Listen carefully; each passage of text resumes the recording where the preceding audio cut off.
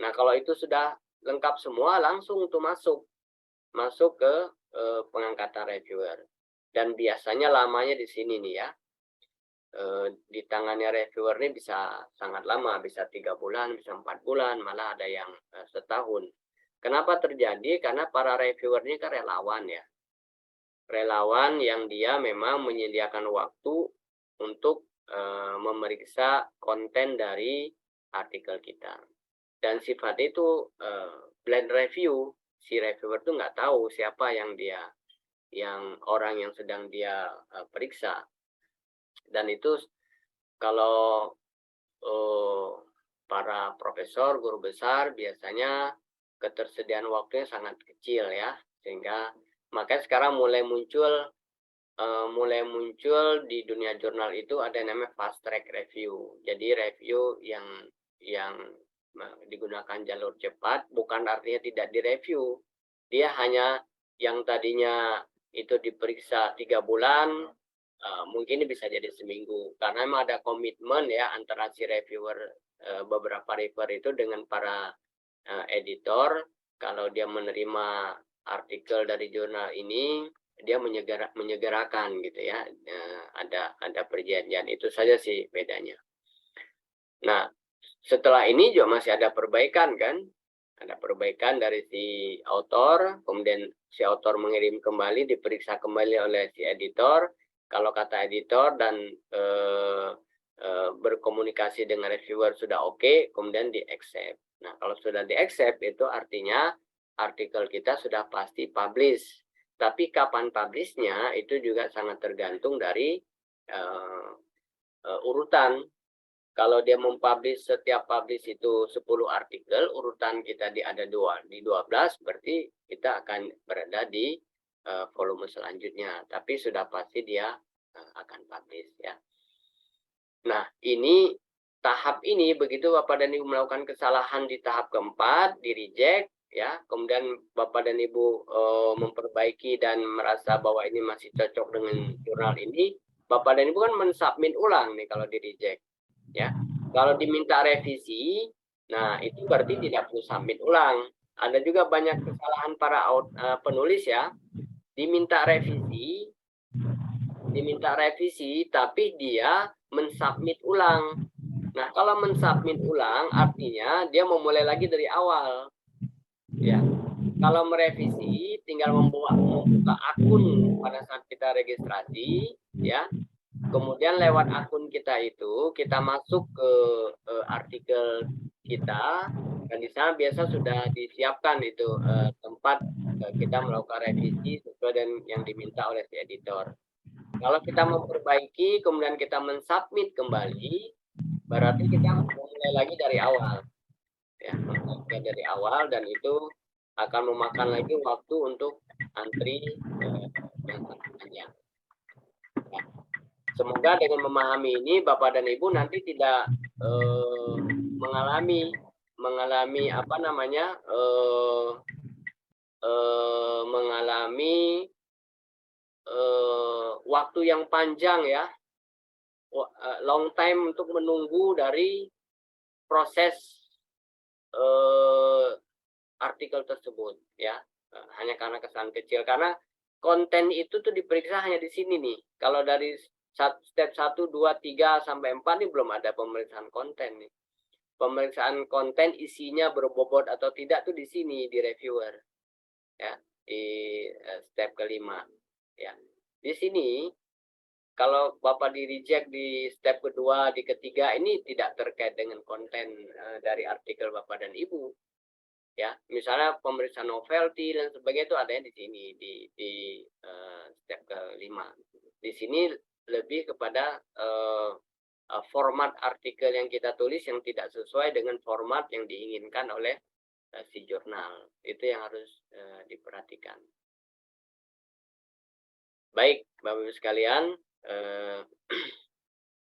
jadi ini adalah bagian penting dari jurnal ilmiah. Ya, saya mengulang kembali, apa sih bedanya jurnal ilmiah dengan tesis? Ya, dengan tesis. Nah, apakah jurnal ilmiah kita ini, artikel ilmiah yang kita tulis kirim ke jurnal bisa bersumber dari tesis? Bisa, ya. Tetapi bukan mentahan tesis kita membuat menjadi artikel ilmiah. Karena kalau di artikel ilmiahnya kan sudah ada ketentuan. Kita tinggal ikuti. Tapi source-nya, sumbernya, data yang kita gunakan, tulisan rujukan kita, itu bisa bersumber dari tesis yang kita buat. Ya, di perguruan tinggi tertentu mungkin satu tesis itu bisa sampai 4 artikel yang dihasilkan. Ya, tidak selalu satu tesis satu artikel. Ya, sangat tergantung dari kebijakan di prodi atau perguruan tinggi. Biasanya mewajibkan berapa artikel. Ada yang mewajibkan selesai proposal akan turun lapang, dia harus menulis, ya, menulis artikel hasil kajian literatur dia. Jadi studi literatur sudah jadi artikel ilmiah. Setelah turun lapang, menjelang hasil seminar hasil, setelah seminar hasil diwajibkan lagi menulis. Nah, itu berbasis kepada data hasil yang diperoleh di lapangan, dan ini kemudian menjadi bahan untuk ujian sidang seperti itu. Ya, jadi tidak selalu satu, ya, ininya, karena artikel itu hanya mengambil artikel untuk publikasi, hanya mengambil satu aspek dari tesis yang kita tulis. Tidak harus semua isi tesis kita masuk ke dalam artikel. Gitu, ya. Baik, Bapak dan Ibu sekalian, ini selintas, ya, pengenalan terkait dengan jurnal ilmiah. Nah, di pasca itu jurnal ilmiah di UIK, ya, Universitas Ibnu Khaldun, ada 23 jurnal ilmiah yang sudah terakreditasi, yang sudah memiliki akreditasi dari Sinta 6 sampai Sinta 3, ya. Yang belum terakreditasi mungkin lebih, ya, bisa sampai 40-an jurnal ada di Universitas Ibnu Khaldun. Di pasca sarjana, jurnal terakreditasi itu ada 4, ya, di Doktor MPAI, ya, S3 DPAI, berarti Doktor Pendidikan Agama Islam, itu ada 1, tak dibuna namanya. Kemudian di MPAI ada Tawazun, ya, akreditasi Sinta 4. Kemudian ada di Magister Manajemen ada 1, Jurnal Manajemen. Kemudian di Magister Teknologi Pendidikan ada 1, yaitu Jurnal Teknologi Pendidikan. Jadi kita punya 4 yang sudah terakreditasi Sinta, ya. Artinya 4 jurnal itu bisa menjadi jurnal yang Bapak dan Ibu nanti mempublikasikan artikel ilmiahnya. Tergantung diwajibkan minimal Sinta berapa, ya. Oke, yang kedua terkait dengan bagaimana kita mensubmit artikel yang sudah kita tulis, ya. Buat Bapak dan Ibu yang ingin bertanya, boleh ditulis di chat, boleh juga langsung, ya. Saya kira kalau ada yang ingin tanya, biar tidak terlewat, boleh langsung mengangkat tangan, nanti akan dipersilakan, atau menulis di chat, ya. Baik, terkait dengan teknik submit, ya, ini juga saya sebagai pengelola jurnal sering juga menemukan kesalahan yang sangat fatal. Yang sering sekali saya temukan adalah si author ini dia sudah merasa sudah mensubmit artikelnya, tapi begitu di antrian dia tiba untuk diperiksa oleh editor, artikel itu nggak ada. Jadi dia hanya mengirim blanko kosong, gitu, ya. Dia rupanya pada saat mensubmit itu tidak memasukkan artikelnya. Jadi artikel dia tidak dia upload. Jadi dia hanya mengisi blanko tapi tidak ada artikelnya. Nah, itu mohon diperhatikan ya. Yang kedua, artikel itu bentuknya harus dalam bentuk Word, tidak boleh PDF. Ya, dalam bentuk Word sesuai dengan format yang ditetapkan oleh si oleh jurnal. Di mana format itu kita dapatkan? Coba kita lihat ya. Format jurnal itu, jadi kalau Bapak dan Ibu akan menulis artikel, yang paling pertama adalah Bapak dan Ibu sudah tahu akan dikirim ke jurnal yang mana, kemudian segera ambil template dari jurnal itu. Kita lihat misalnya ini ya, saya akan bukakan jurnal jurnal manajemen ya, saya buka jurnal manajemen. Nah, ini jurnal manajemen ya. Nah, hampir semua sama sih, jurnal itu menyimpan template-nya di sebelah kanan. Nah, ini ya.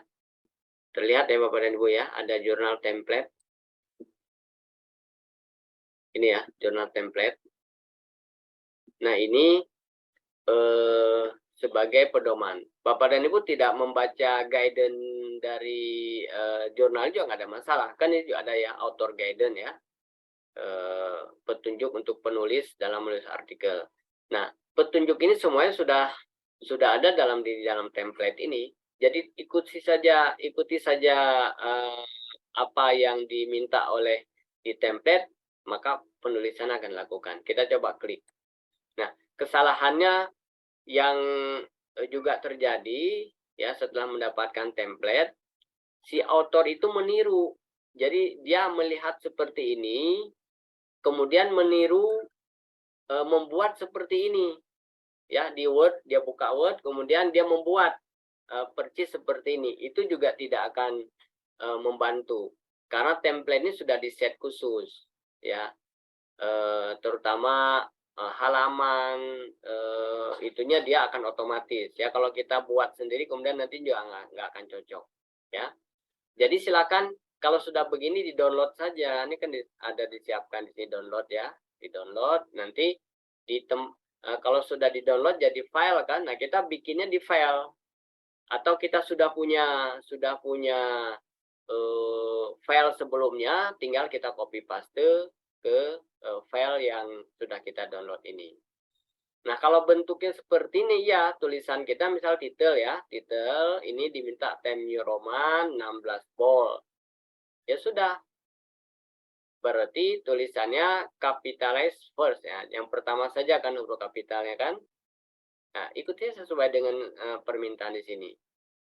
Ya, penulisan first authornya, second authornya sudah ada. Ini kalau ini di atas hurufnya besar, di sini kecil, artinya berarti di tulisan nama author juga harus mengikuti huruf ini, ya ukuran huruf yang ada di sini.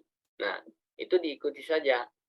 Kalau sudah diikuti yang seperti ini, insya Allah nanti kesalahan-kesalahan teknis pada saat kita mengirim tidak terjadi lagi.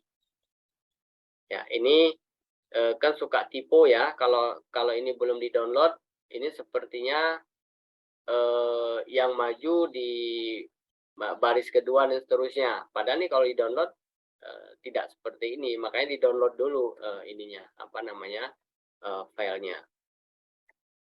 Oke ya, ini posisi